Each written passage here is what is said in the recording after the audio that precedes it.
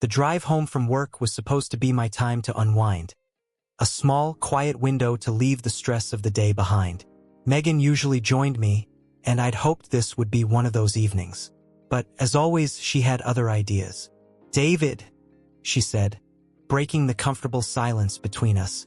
Her voice had this overly cheerful edge, the kind that immediately put me on guard. "Guess what?" I glanced her way, keeping my focus on the road ahead. "What is it?" I asked, already bracing for whatever was coming. "A bunch of people from the office are heading to McKinley's tonight. You know, that bar near work. Why don't we swing by for a bit?" I sighed, long and slow. The thought of sitting on the couch with some leftover pasta and a new episode of our crime series sounded like heaven compared to anything else. "Megan, I'm beat," I said plainly. "Can't we just go home?" She let out a small groan, her tone slipping into that familiar mix of insistence and exasperation. "Oh, come on, David. You're always tired. It's just for a little while. Everyone keeps asking about you. They miss you." Her words caught me off guard. I glanced at her, raising an eyebrow. "Your friends miss me?" I asked, the skepticism clear in my voice. "Of course," she replied, flashing a smile that felt a little too polished to be genuine. "Don't be such a buzzkill." It was clear I wasn't going to win this one. "Fine," I relented. "But just for a bit. We're not staying long." She beamed like she'd just won a prize, her fingers darting over her phone to let her friends know we were on our way. Meanwhile, an uneasy knot settled in my stomach. By the time we arrived, McKinley's was already alive with chatter. The bar's dim lighting and the thick aroma of fried food and beer enveloped us as Megan led the way to a table near the back.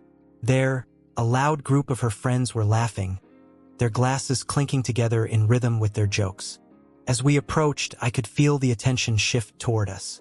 "Well, look who finally decided to make an appearance," Lauren said, her voice cutting through the noise. She was one of Megan's more outspoken friends, always ready with a sharp remark.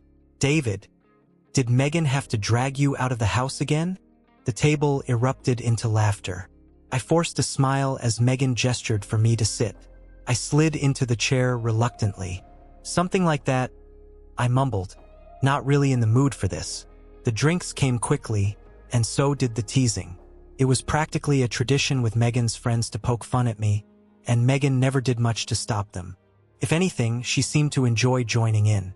"So, David," Tyler started, leaning forward with a sly grin that already set me on edge. "Still crunching numbers all day? That must be riveting, right?" Lauren chimed in, smirking. "How do you even stay awake at work? Or is that why you're always too tired to come out?" Laughter followed, louder this time. Megan took a sip of her drink, a smirk tugging at the corners of her mouth. "Oh, don't feel too bad for him," she said with a teasing lilt. "David's perfected the art of looking busy while doing just enough to get by." I felt my chest tighten as the words landed. I tried to shrug it off, but the jabs kept coming. "Megan," Tyler said, raising his glass in mock admiration. "How do you even deal with him?" Megan laughed, raising her wine in response.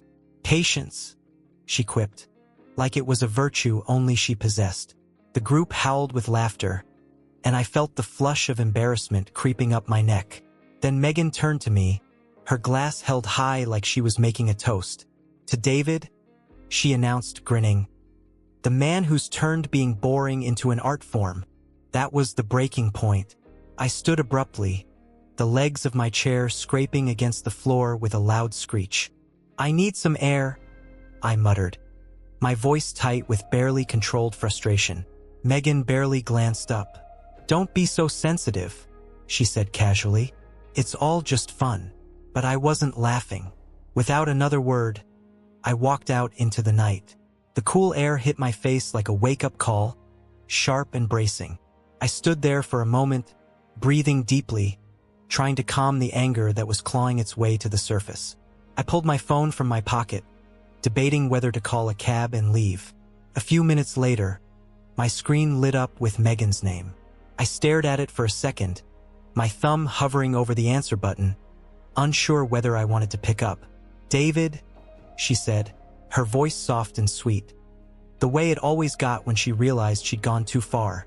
"I love you, okay? Please come back inside. I'll make it up to you." "Yeah," I replied, my tone flat and cold. "Sure." She probably assumed I was leaving, heading home to cool off, but I wasn't ready to walk away just yet. Something wasn't sitting right, gnawing at me, and I needed answers.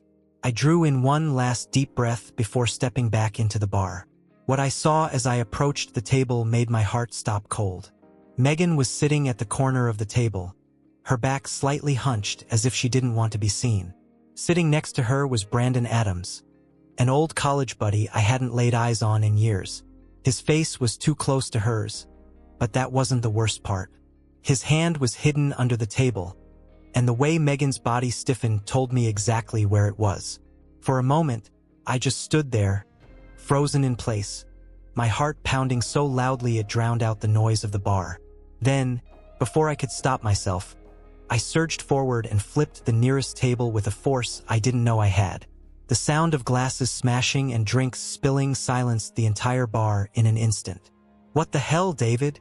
Megan screeched, jumping to her feet, her face a mix of shock and anger. "You," I barked, jabbing a finger at Brandon. "Take your goddamn hands off my wife." Brandon stood slowly, his face pale, though his expression was defiant. "Hey man, just calm down." "Don't," I snapped, cutting him off before he could finish. "Don't even try." Without waiting for a response, I grabbed Megan's wrist and started pulling her toward the door.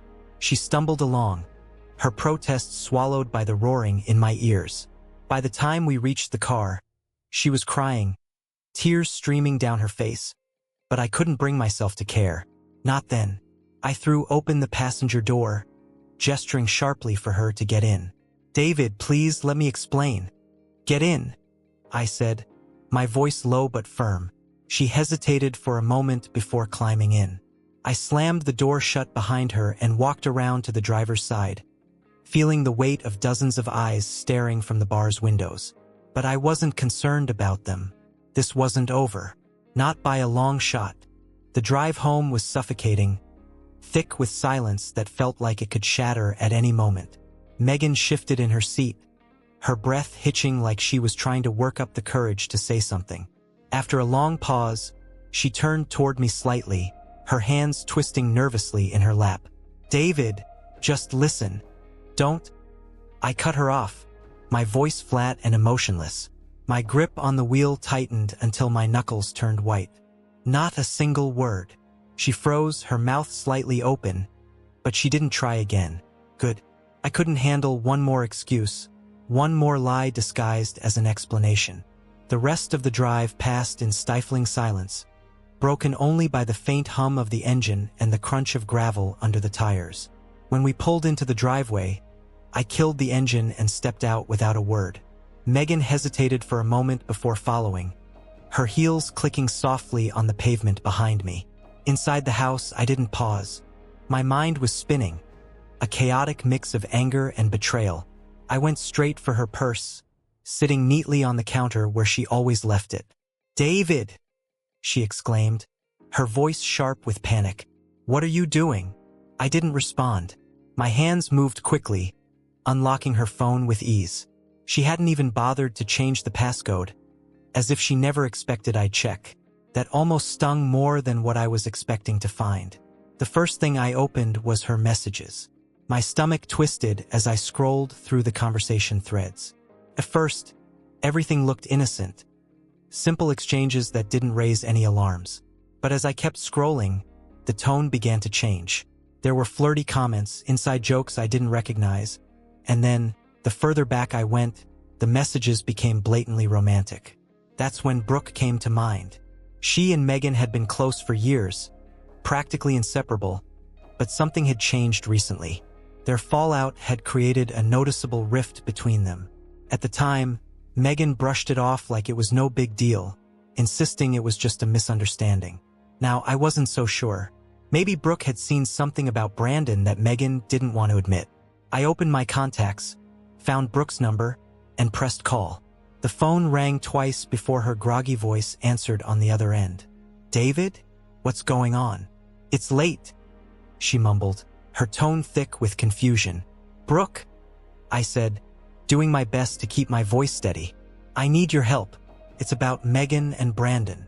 There was a pause, and then her tone shifted, sharpening with interest. Brandon? What about him? I swallowed hard, gripping the phone tighter in my hand. I found their messages, I admitted, my voice taut with barely contained anger. And pictures. I know something's going on, but I need to know more. Who is he? Brooke? What's his story?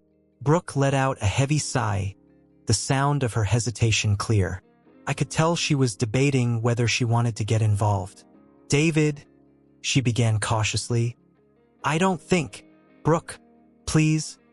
I cut her off, my voice cracking under the weight of my emotions. If you know something, anything, I need to hear it. I deserve to know the truth. The silence on the line stretched longer this time, and I could almost hear her internal struggle. Finally, she spoke. All right, David. Since Megan won't tell you, I will. Brandon's a player. He always has been. He flirts with every woman he meets, sleeps with as many as he can, and then moves on without looking back. It's like a game to him. I told Megan that when she first started talking to him, but she didn't want to hear it. That's why we stopped talking. Her words hit like a sledgehammer, each one landing heavier than the last. So this isn't just some one-time thing? I asked, my voice barely above a whisper. Brooke hesitated, her next words deliberate. Probably not. But even if it is, David, to Brandon, Megan's just another notch on his belt. I'm sorry to say it, but that's the truth. I muttered a thank you before ending the call, my heart pounding in my chest. Her words confirmed everything I had feared. Brandon wasn't just some fling, he was a manipulative predator, and I wasn't just dealing with betrayal. This was humiliation, and I wasn't about to let it go unchecked. That night, sleep was impossible. My mind churned with an endless loop of anger, pain, and the unrelenting need for justice. By the time morning arrived, I knew what I had to do. If Brandon was as manipulative as Brooke described, I needed undeniable proof to expose him and shatter whatever fantasy Megan had wrapped herself in. As the first rays of sunlight broke through the clouds, I drove straight to McKinley's. I didn't have a solid plan, just a gut feeling that Brandon would be there. Guys like him thrived on attention, and bars were their playground. When I pulled up, the parking lot already had a scattering of cars, and faint laughter floated through the air from inside. I parked across the street, pulled out my phone, and made my way inside quietly. The bar wasn't as crowded as it had been the night before, but it still buzzed with life. I found a seat in the back, far enough out of sight but with a clear view of the room. And there he was, Brandon. He sat perched on a bar stool like he owned the place, completely at ease. Two women flanked him, laughing at whatever he had just said. His posture screamed confidence, his grin wide and inviting. He leaned closer to one of the women, whispering something that made her giggle and playfully bat at his arm. She didn't move away. I quietly pulled out my phone and pressed record. For the next 30 minutes, I watched Brandon perform like he was the star of his own show. He moved effortlessly from one woman to the next, his charm as smooth as it was sickening. I watched him hug them, flirt shamelessly, and let his hands linger far too long in places that would make anyone uncomfortable.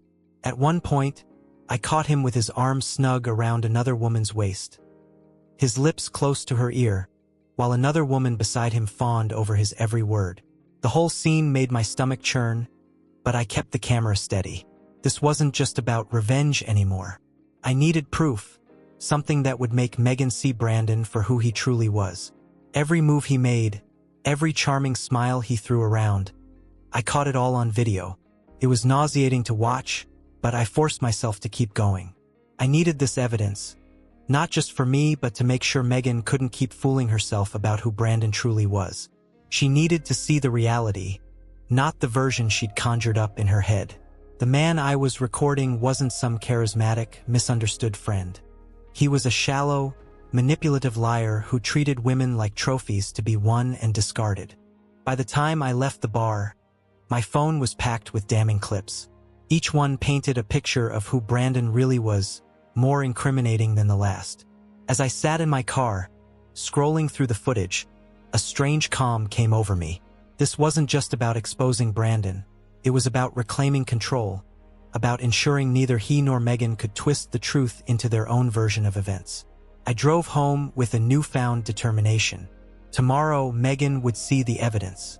She'd see exactly who she'd risked everything for, and there would be no excuses left for her to hide behind. She'd have to face the reality of her choices and the consequences that came with them. The next morning, sunlight poured through the blinds, painting streaks of light across the living room floor. I sat there with my phone in hand, staring at the videos I'd recorded at McKinley's. My stomach churned, a mixture of anger and steely resolve bubbling inside me. Each clip was a vivid reminder of Brandon's antics and, worse, Megan's betrayal. But this wasn't just about him anymore. It was about her, too, about the decisions she made that led us here. I wasn't going to let her walk away from this unscathed. It was time to stop holding back. Flipping through my phone, I remembered a name I'd seen recently on a billboard. Matthew Caldwell, family law specialist. The ad bragged about his record of winning tough divorce cases. He wasn't cheap, but that didn't matter.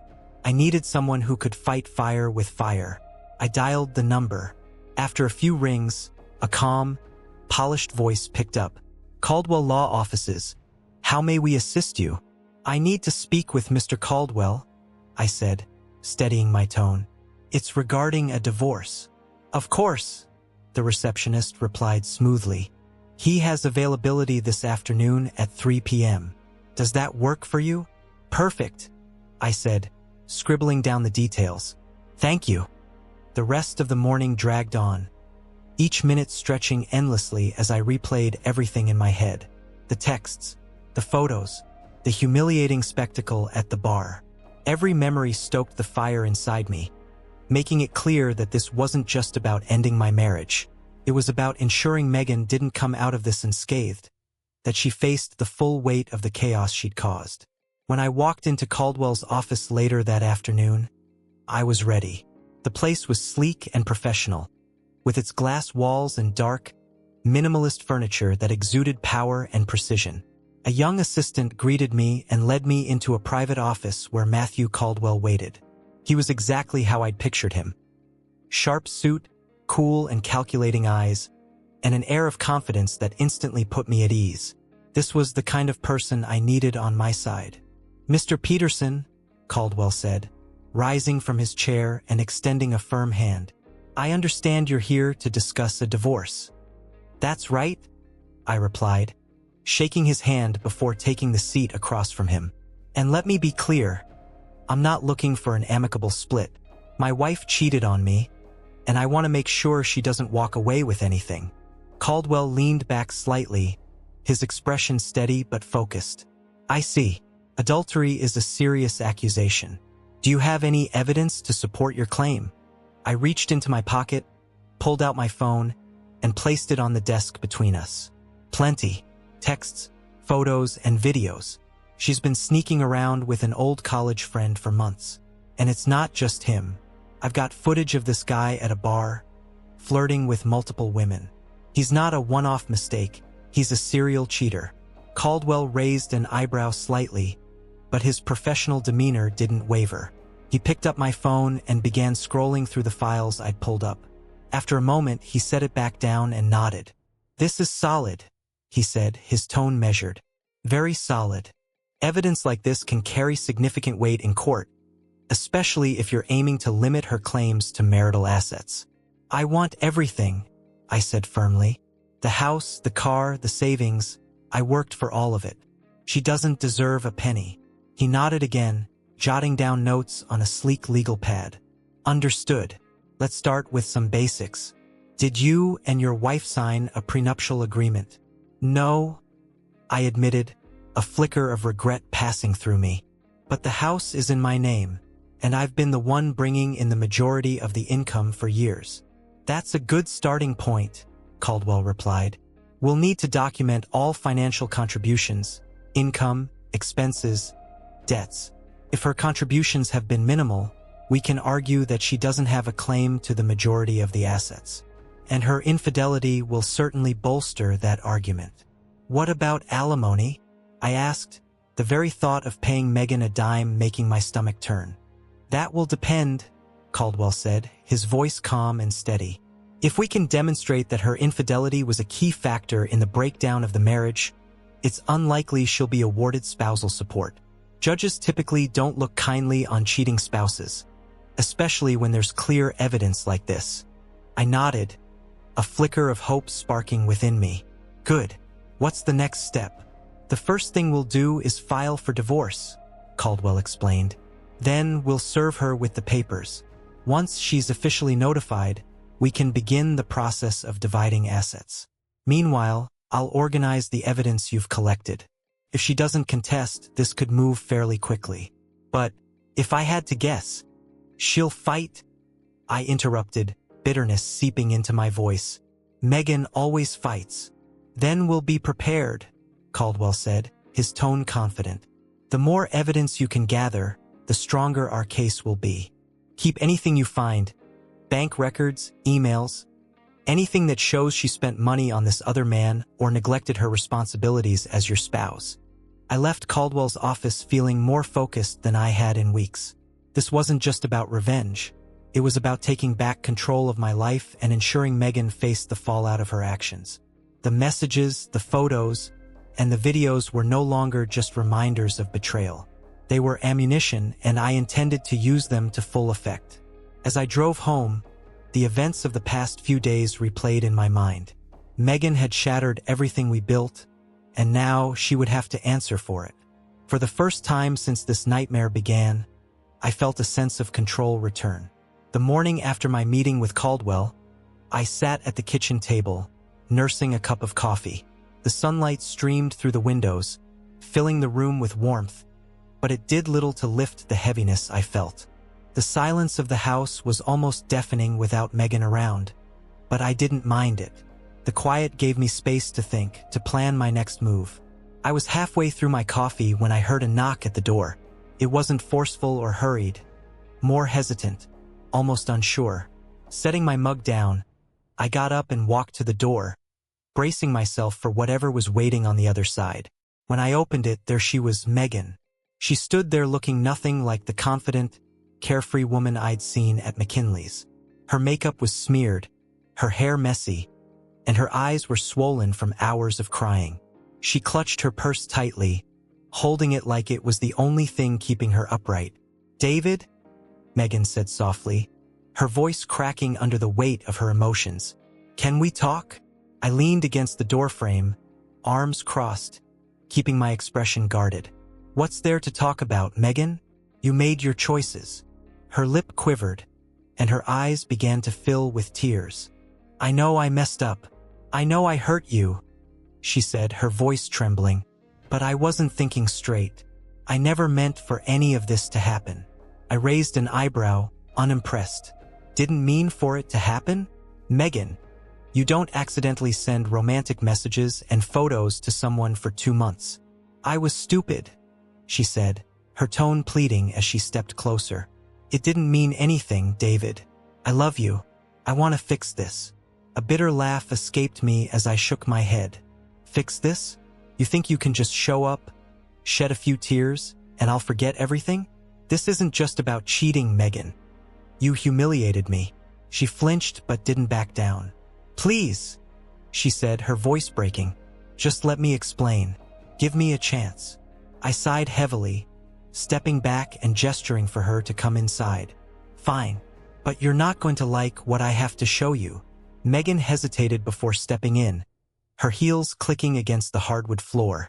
She lingered uncertainly in the living room, her eyes darting around the space as though looking for answers.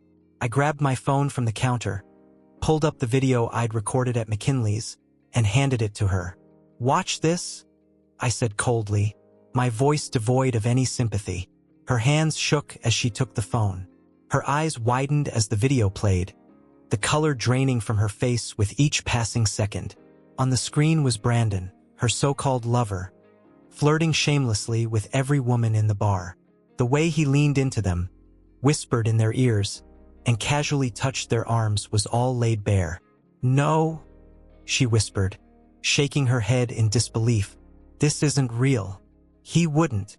"Oh, but he would," I snapped, crossing my arms. "And he does. Regularly, from what I've heard. Brandon doesn't care about you, Megan. To him, you were just another conquest.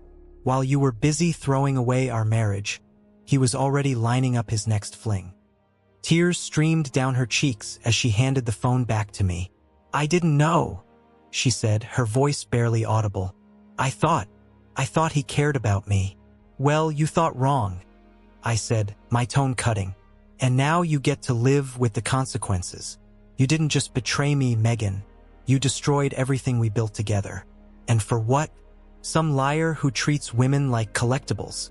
She collapsed onto the couch, burying her face in her hands as sobs racked her body. "I'm sorry," she choked out between sobs. "I didn't mean for any of this to happen. Please, David, give me another chance. I'll do anything." I stared at her, my anger simmering beneath the surface. "Anything?" I repeated, narrowing my eyes. "Fine. Get ready for court." Her head shot up, her tear-streaked face filled with panic. "Court? David, no, you can't do this." "I can and I will," I said firmly. "I've already spoken to a lawyer. Papers are being filed, and I'm making sure you don't walk away with anything." Before she could respond, my phone buzzed on the counter. I glanced at the screen. Matthew Caldwell was calling. Perfect timing. I picked up the phone, keeping my eyes locked on Megan as I spoke. "Hello, David," Caldwell said, his tone crisp and professional. "We've got a court date set for next Friday at 10 a.m. I'll send over the details shortly." "Thanks, Matthew," I replied, a hint of satisfaction creeping into my voice. "I'll be ready." I hung up and turned back to Megan, who looked like the weight of the world had just come crashing down on her. "You heard that," I said, my voice steady. "Friday, 10 o'clock. I suggest you find yourself a lawyer." "David, please," she begged, her voice breaking. "Don't do this. We can work through this. I'll do anything to make it right." "It's too late, Megan," I said, shaking my head. "You made your bed. Now you get to lie in it." She sat there, her shoulders shaking as she sobbed into her hands. I didn't feel any pity as I turned and walked toward the door. Her excuses, her tears, they didn't matter anymore. The damage was done, and there was no coming back from it. The days leading up to the court date were a blur of preparation. Caldwell dove headfirst into the evidence I'd collected, meticulously organizing every message, photo, and video to build an airtight case.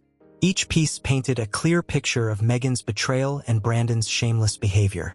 Going through it all again was like reopening a wound, but I knew it was necessary. This wasn't just about finalizing a divorce. It was about making sure Megan felt the full weight of her decisions. Meanwhile, Megan didn't let up. The calls, texts, and emails came in waves, each one more desperate than the last. Some were tearful pleas for forgiveness, while others carried veiled threats about how she'd fight tooth and nail in court. I didn't respond to any of them. Her words no longer held any power over me. The facts spoke louder than anything she could say. On the morning of the hearing, I stood in front of the bathroom mirror, adjusting my tie. My reflection stared back at me, tired, worn, but determined. This wasn't the life I'd envisioned, but I was resolved to come out of it stronger. When I arrived at the courthouse, Caldwell was already waiting outside, briefcase in hand, radiating a calm confidence that helped steady my nerves.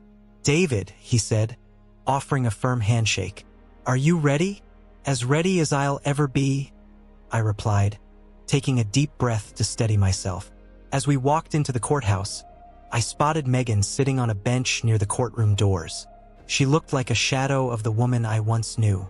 Her hands wrung a tissue nervously, and her lawyer, a sharp-looking woman dressed in a tailored navy suit, leaned in, whispering something to her. For a brief moment, Megan's eyes met mine. I caught a flicker of something, maybe regret, maybe fear, but I brushed it aside. This wasn't the time for second-guessing. The courtroom was imposing, its high ceilings and rows of wooden benches adding to the gravity of the situation. The judge sat elevated at the front, their gaze steady and impartial. As the proceedings began, I felt a surge of adrenaline as Caldwell laid out our case. With precision and clarity, he walked the court through the timeline of Megan's affair, highlighting her deceit and betrayal. Then came the evidence. The messages, the photos, and finally the videos from McKinley's. When the videos played on the large screen, the room seemed to hold its breath. The footage of Brandon's flirtations, his suggestive touches, and the way he moved from woman to woman was impossible to ignore. Even Megan's lawyer appeared visibly shaken. Megan, on the other hand, squirmed uncomfortably in her seat, her face reddening with shame. She refused to meet my gaze, staring fixedly at the table in front of her. When it was her turn to speak, Megan tried to shift the narrative. Her voice quivered as she spoke, tears streaming down her face. "I made a mistake," she said, her tone trembling with emotion. "But it wasn't all my fault. I was lonely. Our marriage wasn't perfect, and I—" "Stop," I said, cutting her off, my voice firm and unwavering. The judge shot me a warning look but allowed me to continue. "Megan, don't you dare try to pin this on me," I said, my anger restrained but clear. "I worked hard every single day to provide for us. I trusted you and you betrayed me. This isn't about some mistake. This is about the choices you made, and you made them willingly." The room fell silent. Megan's tears continued to flow, but they felt hollow, like the final act of a play that had already lost its audience. By the end of the hearing, the judge ruled overwhelmingly in my favor. The house, the savings, even the car, all of it was awarded to me. Megan was left with nothing but her personal belongings and the harsh reality of her choices.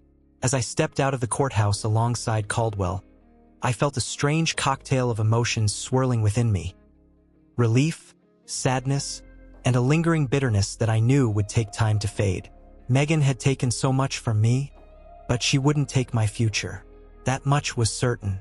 Outside, Megan was standing alone, her lawyer already gone. She clutched her purse tightly, her pale, tear-streaked face making her look smaller than I'd ever seen her. When her eyes met mine, she hesitated for a moment before stepping forward. "David," she began, her voice soft and unsteady. I want to say I'm sorry. For everything." I stared at her for a long moment, a flood of memories rushing through my mind. Our early days together, the laughter, the dreams we'd once shared. There had been a time when hearing those words would have meant everything to me. But now, they rang hollow. "I hope you figure things out, Megan," I said finally, my tone calm but firm. "But we're done." She nodded, tears streaming down her face as I turned and walked away.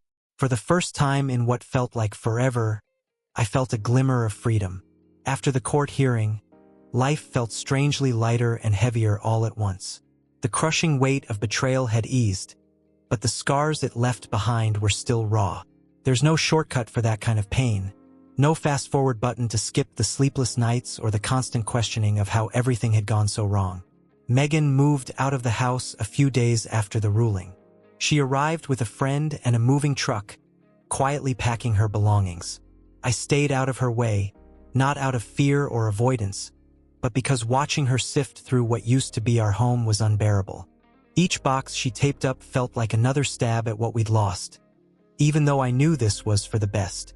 When she finally left, the silence in the house was overwhelming. I tried filling the void with distractions. Mindless TV shows, work, cleaning anything in sight. But no matter what I did, the memories found their way back. The things I'd seen, the words I'd heard, replayed in an endless loop in my mind. I realized I needed something more. Something that would ground me, give me purpose, and help me move forward. One evening, unable to sleep, I scrolled through my phone and opened the videos of Brandon at the bar. It wasn't because I needed more proof. I'd already used it in court, but the anger still simmered inside me. How could Megan have thrown away everything we'd built for a guy like him? Brandon was a fraud, a smooth-talking manipulator who thrived on charm and deceit. And then it hit me. Megan wasn't the only one Brandon had likely hurt. There were probably countless others. People who'd been left just as betrayed and broken. The thought made my blood boil. This wasn't just about me anymore. Brandon needed to be held accountable for the damage he'd caused. Determined, I began digging deeper. Brandon's social media profiles weren't hard to find. He wasn't exactly subtle about his lifestyle. His pages were a highlight reel of parties, bars, and women, always with his trademark smug grin. The comments on his posts told a story of their own. Flirtatious compliments from women, high fives from his friends, and the occasional cryptic message from someone clearly burned by him. It didn't take long to notice a pattern. He had a routine, always frequenting the same bars and posting about it in his stories or tags. He craved attention, and his online presence was practically a roadmap of his conquests. A plan began to take shape. This wasn't about revenge, it was about justice. Brandon needed to face the consequences of his actions, and I wasn't going to sit back and let him continue preying on people without doing something about it. The following weekend, I went back to McKinley's. Not to drink or socialize, but to watch. Sure enough, there he was, moving through the crowd with the same predatory charm. I stayed in the background, keeping to the shadows, my phone ready to record. This time, I wasn't just documenting for myself. I was building a case against his behavior. Brandon didn't disappoint. Over the course of the night, I watched him work his way through at least 4 different women. Each interaction was more audacious than the last. He bought them drinks, leaned in close to whisper who knows what in their ears, and made them laugh with that same confident smirk that had fooled Megan. And I caught it all on camera. When I left the bar that night, I knew I had everything I needed. But this time, I wasn't just going to sit on it. I was determined to make sure the world knew exactly who Brandon Adams was. The next morning, I sat at my desk, laptop open, reviewing the footage I'd taken at McKinley's. Each clip was damning Brandon's smooth-talking lines, the way his hand lingered just a little too long, and those smug, shameless grins. The man wasn't just a flirt. He was a calculated manipulator who thrived on deceit. This wasn't just about Megan anymore. Sure, he had played a part in destroying my marriage, but Megan had made her own choices too. This was bigger than that. Brandon had likely left a trail of heartbreak behind him, and I wasn't going to let him continue unchecked. For hours, I worked on editing the footage, meticulously piecing it together. I added captions to make the context of each interaction unmistakable. A clip of him with his arm around a woman, leaning in too close. Brandon Adams, professional charmer. Another of him laughing with a different woman, his hand sliding down her back. Another victim of his harmless games.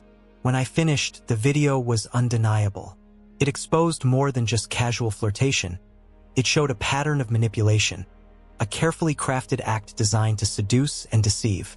I uploaded the video to a private account, making sure my identity was completely hidden. This wasn't about drawing attention to myself or creating drama.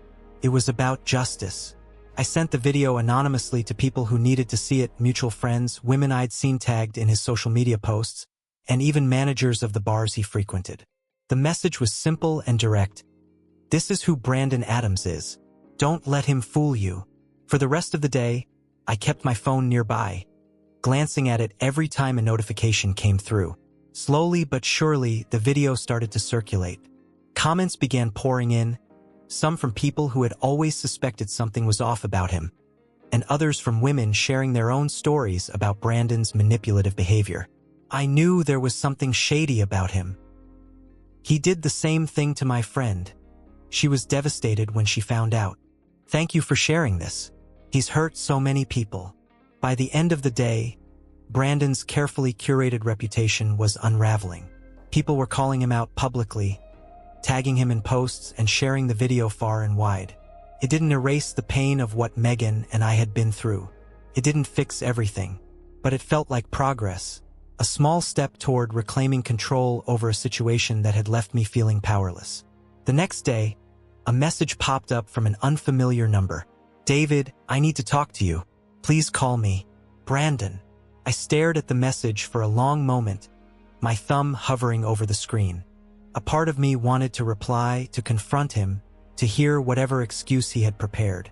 But the smarter part of me knew better. I didn't owe Brandon anything. Not my time, not my energy, and definitely not an explanation. Without hesitation, I blocked the number and set my phone down, a small wave of satisfaction washing over me. Brandon Adams was finally facing the consequences of his actions, and I didn't need to lift another finger. That night, for the first time in weeks, I slept soundly.